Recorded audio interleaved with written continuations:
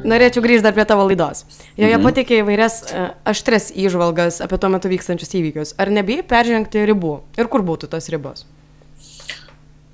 Natūraliai, kad yra šiek tiek tos baimės, kad tu gali kažkur, reiškia, jau per daug pasakyti ar kažką, bet iš esmės, kai yra kalbama labai aptakiai didžioji toj visoj, tai tokia gal net ir pareigą šiek tiek jaučiu, kad, kaip sako, pastumti tą ribą šiek tiek toliau negu kad yra galima, o galima dažniausiai būna dėl tokių labai nenormalių priežasčių.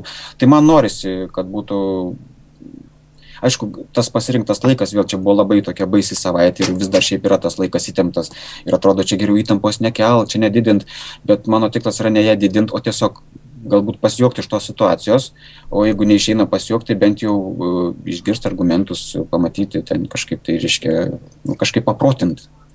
Ar nebūna tokių komentarų, kad peržengiai ribas, Timūrai, užteks? Būna. Aš, žinokit, čia savaitę sakau, sulaukiau visko ir tik dar nebuvo ne vieno grasinimo nužudyti kol kas.